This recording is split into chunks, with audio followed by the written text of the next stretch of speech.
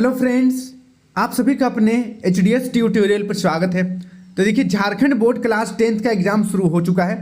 13 फरवरी यानी कि कल आप सभी का गृह विज्ञान होम साइंस का बोर्ड एग्जाम है। अच्छी तरीके से आप लोग तैयारी कीजिए। इस वीडियो में मैं आप सभी को मोस्ट इंपॉर्टेंट 25 MCQ क्वेश्चन बताने वाला हूँ। आप लोगों का गृह विज्ञान में 25 ऑब्जेक्टिव क्वेश्चन पूछा जाएगा। यहाँ पर जो भी क्वेश्चन मैं बताऊंगा सभी मोस्ट इंपॉर्टेंट है, क्योंकि झारखंड एकेडमिक काउंसिल खुद ये क्वेश्चन को जारी किया गया है मॉडल सेट के तौर पर। यहाँ से भी आप लोगों का एग्जाम में प्रश्न आएंगे, इसलिए इन सभी प्रश्नों को अच्छी तरीके से याद कर लीजिएगा।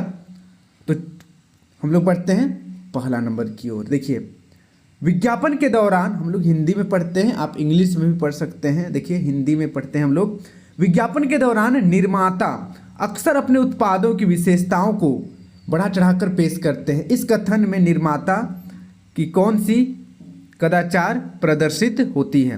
पहला ऑप्शन है अत्यधिक मूल्य वसूलना, दूसरा ऑप्शन है वस्तु में मिलावट, तीसरा ऑप्शन है भ्रामक जानकारी देना, चौथा ऑप्शन है उत्पाद के मानकीकरण की कमी। तो इसका सही आंसर हो जाएगा ऑप्शन नंबर तीसरा। ऑप्शन नंबर तीसरा, भ्रामक जानकारी देना। इसका आप लोग याद कर लीजिएगा। और होम साइंस का मैंने important question set 1 set 2 upload कर दिया है। नीचे डिस्क्रिप्शन पर लिंक मिल जाएगा, जाकर वीडियो को जरूर देखिएगा। और कल सुबह एग्जाम से पहले आप लोगों के लिए और एक क्वेश्चन मैं अपलोड करूंगा, उसे भी देखना मत भूलिएगा। सुबह सुबह लाइव होगा, कल ज्वाइन जरूर कीजिएगा।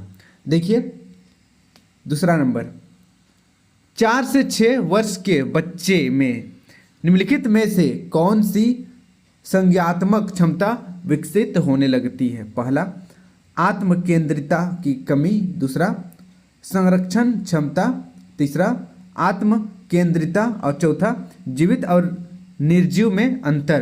तो इसका सही आंसर हो जाएगा ऑप्शन नंबर दूसरा, संरक्षण क्षमता। इसको आप लोग याद कर लीजिएगा। फिर देखिए नेक्स्ट, तीसरा नंबर, 8 से 10 वर्ष की आयु के बच्चों में कौन सा भावनात्मक गुण सामान्य है? पहला देखिए, काल्पनिक मित्र बनाना, दूसरा आवेगों को नियंत्रित करने की क्षमता, तीसरा भावनाओं को छुपाने में असमर्थता और चौथा अस्थायी और अप्रत्याशित भावनाएं। तो इसका सही आंसर हो जाएगा ऑप्शन नंबर दूसरा। ऑप्शन नंबर दूसरा, आवेगों को नियंत्रित करने की क्षमता। इसको आप लोग याद कर लीजिएगा। फिर देखिए नेक्स्ट, अगला चार नंबर, ऐसा भोजन जिसकी गुणवत्ता इतनी प्रभावित हो गई हो कि वह स्वास्थ्य के लिए हानिकारक हो, उसे क्या कहते हैं? पहला ऑप्शन है जैविक भोजन, दूसरा असुरक्षित भोजन, तीसरा संसाधित भोजन और चौथा दूषित भोजन। तो इसका सही आंसर हो जाएगा ऑप्शन नंबर चौथा, दूषित भोजन कहते हैं उसको। फिर देखिए नेक्स्ट, 5 नंबर, कपड़े पर दाग की पहचान करने में निम्नलिखित में से कौन से गुण सहायक होते हैं? पहला ऑप्शन है रंग, गंध और बनावट, दूसरा रंग, स्वाद और रूप, तीसरा गंध, आकार और स्पर्श और चौथा रंग, आकार और बनावट। तो इसका सही आंसर हो जाएगा ऑप्शन नंबर पहला, रंग, गंध और बनावट। इसको आप लोग याद कर लीजिएगा। फिर देखिए नेक्स्ट, अगला 6 नंबर, किशोर अपने दोस्तों को प्राथमिकता देते हैं और उनके साथ अधिक समय बिताते हैं। यह किस प्रकार के विकास का उदाहरण है? पहला ऑप्शन है शारीरिक, दूसरा भाषा, तीसरा सामाजिक, चौथा संज्ञात्मक। तो इसका सही आंसर हो जाएगा ऑप्शन नंबर तीसरा, सोशल यानी कि सामाजिक। फिर देखिए नेक्स्ट, 7 नंबर, दाग हटाने के लिए रसायनों का उपयोग करते समय निम्नलिखित में से कौन सी सावधानियां बरतनी चाहिए? पहला ऑप्शन है पहले कपड़े के छिपे हुए हिस्से पर रसायन का परीक्षण करें, दूसरा ऑप्शन है देखिए कपड़े के सामने की तरफ से रसायन लगाएं, फिर तीसरा दाग हटाने के लिए सरल से जटिल प्रक्रिया अपनाएं और चौथा सभी रसायनों को धोने के लिए हमेशा गर्म पानी का उपयोग करें। तो इसका सही आंसर हो जाएगा ऑप्शन नंबर पहला। देखिए, पहले कपड़े के छिपे हुए हिस्से पर रसायन का परीक्षण करें। इसको आप लोग याद कर लीजिएगा। अब बढ़ते हैं नेक्स्ट, अगला देखिए 8 नंबर, निम्नलिखित में से किसे ऊर्जा की अधिक निम्नलिखित में से किसे ऊर्जा की सबसे अधिक आवश्यकता होती है? ऊर्जा की सबसे अधिक आवश्यकता किसको होती है? रिक्शा चालक, शिक्षक, गृहिणी या बैंक प्रबंधक। तो इसका सही आंसर हो जाएगा ऑप्शन नंबर पहला, रिक्शा चालक, रिक्शा पुलर को, क्योंकि वह शारीरिक मेहनत बहुत ज़्यादा करता है। फिर देखिए नेक्स्ट अगला 9 नंबर, निम्नलिखित में से निष्क्रिय श्रमिक की पहचान करें। निष्क्रिय श्रमिक, पहला कंप्यूटर ऑपरेटर, दूसरा गृहिणी, तीसरा निर्माण कार्यकर्ता और चौथा खिलाड़ी। तो इसका सही आंसर हो जाएगा ऑप्शन नंबर पहला, कंप्यूटर ऑपरेटर निष्क्रिय श्रमिक है, यानी कि बस बैठे रहता है लेकिन वो काम करता है। अब बढ़ते हैं नेक्स्ट अगला देखिए 10 नंबर, रसोई स्वच्छता के संदर्भ में निम्नलिखित में से कौन सा कथन गलत है? पहला ऑप्शन है सतहों, फर्श और दीवारों को अवशोषक होना चाहिए, दूसरा सतह पर कोई खाद्य अवशेष सड़ने के लिए नहीं छोड़ना चाहिए, कोनों को संक्रमण मुक्त रखना चाहिए। फिर चौथा देखिए, दीवारें और छत छिलने से मुक्त होनी चाहिए, यानी कि दीवार और जो छत होता है वो झड़ना नहीं चाहिए। तो यहाँ पर कौन सा ऑप्शन सही हो जाएगा? तो इसका सही आंसर हो जाएगा ऑप्शन नंबर पहला, सतहें, फर्श और दीवारों को अवशोषक होना चाहिए। इसको आप लोग याद कर लीजिएगा, इंपॉर्टेंट क्वेश्चन है। अब बढ़ते हैं नेक्स्ट अगला 11 नंबर देखिए, डिटर्जेंट की तुलना में साबुन का उपयोग करने का कौन सा पर्यावरणीय लाभ है? तो इसका उत्तर देखिए, पानी की सतहें तनाव को कम करता है, दूसरा गर्म और ठंडे पानी दोनों में प्रभावी, तीसरा पर्यावरण के अनुकूल और चौथा कठोर जल के खनिजों के साथ मिल जाना। तो इसका सही आंसर हो जाएगा ऑप्शन नंबर तीसरा, पर्यावरण के अनुकूल।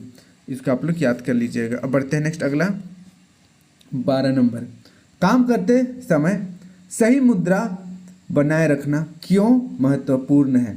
पहला ऑप्शन है उचित आराम सुनिश्चित करता है, दूसरा ध्यान केंद्रित करता है, तीसरा ऊर्जा की बचत करता है, चौथा मल्टीटास्किंग को सक्षम करता है। तो इसका सही आंसर हो जाएगा ऑप्शन नंबर तीसरा, ऊर्जा की बचत करता है।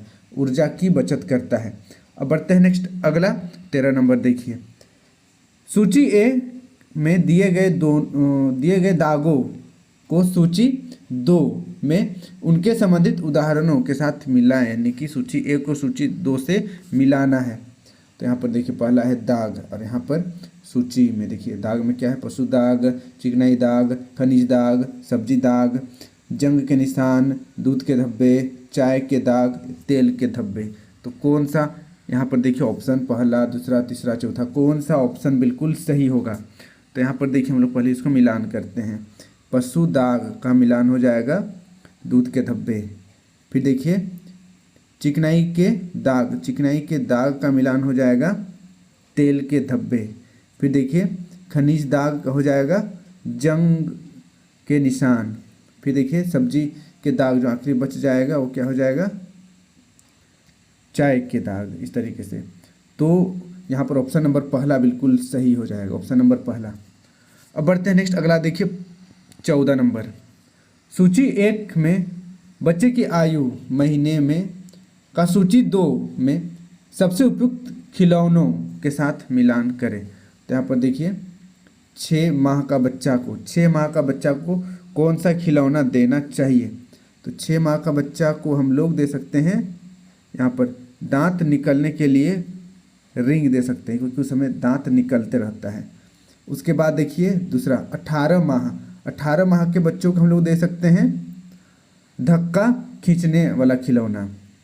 उसके बाद 24 माह वाले को दे सकते हैं हम लोग प्लास्टिक के बागवानी सेट।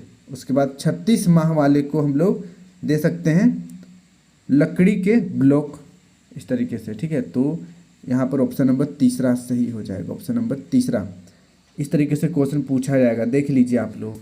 आगे देखिए 15 नंबर, व्यक्तिगत स्वच्छता के लिए खाद्य प्रबंधकों को निम्नलिखित में से कौन सा सावधानी बरतनी चाहिए? यहाँ पर देखिए 1 2 3 4 स्टेटमेंट दिया हुआ है, चारों को पहले पढ़ लेते हैं, फिर यहाँ पर ऑप्शन दिया हुआ है, चुनेंगे हम लोग। पहला देखिए, पहला स्टेटमेंट है पट्टी बंधे या घायल उंगलियों से काम करना। दूसरा, भोजन प्रबंध के दौरान अंगूठी न पहने। तीसरा, बालों को बांधकर टोपी से ढके। फिर देखिए चौथा, खाने पर छींके या खांसे नहीं। तो कौन सा ऑप्शन बिल्कुल सही होगा? तो यहाँ पर देखिए, यहाँ पर ये तो बालों को बांध कर टोपी से ढके बिल्कुल सही हो जाएगा। उसके बाद खाने पर छींके या खांसे नहीं, ये दोनों ध्यान में रखना चाहिए, हम लोगों को सावधानी बरतनी चाहिए। तो यहाँ पर ऑप्शन नंबर तीसरा बिल्कुल सही हो जाएगा। इसको आप लोग याद कर लीजिएगा, इस तरीके से क्वेश्चन आएगा। फिर देखिए 16 नंबर, प्री स्कूल के बच्चों के लिए भोजन योजना बनाते समय किन बातों या किन कारणों पर विचार करना चाहिए? पहला देखिए, तरल आधारित भोजन मिलान करें। उसके बाद दूसरा स्टेटमेंट है, खाने में आसानी के लिए फिंगर फूड्स का उपयोग करें। तीसरा देखिए, मसालेदार या अधिक स्वाद वाले व्यंजन से बचें। फिर चौथा है, भोजन को रंगों से आकर्षक बनाएं। यहाँ पर देखिए कौन कौन सा सही है, और पहला, दूसरा, तीसरा, चौथा ऑप्शन दिया हुआ है। तो यहाँ पर ऑप्शन नंबर चौथा बिल्कुल सही हो जाएगा। दूसरा स्टेटमेंट और चौथा स्टेटमेंट सही है। खाने में आसानी के लिए फिंगर फूड्स का उपयोग करें। उसके बाद भोजन को रंगों से आकर्षित करें। फिर देखिए 17 नंबर, नवजात शिशुओं को स्तनपान के लिए किस समय उपयुक्त माना जाता है? पहला, जन्म के तुरंत बाद। दूसरा, 6 घंटे के बाद, 12 घंटे के बाद, या 24 घंटे के बाद। तो इसका सही आंसर हो जाएगा ऑप्शन नंबर पहला, जन्म के तुरंत बाद शिशु को स्तनपान कराना चाहिए। फिर देखिए नेक्स्ट 18 नंबर, गर्भवती स्त्रियों के लिए कैलोरी की आवश्यकता सामान्य से कितनी अधिक होती है? 350 कैलोरी, 400 कैलोरी, 450 कैलोरी या 500 कैलोरी। तो इसका सही आंसर हो जाएगा ऑप्शन नंबर पहला, 350 कैलोरी अधिक आवश्यकता पड़ती है। फिर देखिए 19 नंबर, शैशवावस्था को शारीरिक विकास के किस चरण से परिभाषित किया जाता है? पहला ऑप्शन है जन्म से 6 महीने तक, दूसरा जन्म से 1 साल तक, दूसरा जन्म से 2 साल तक, और चौथा जन्म से 5 साल तक।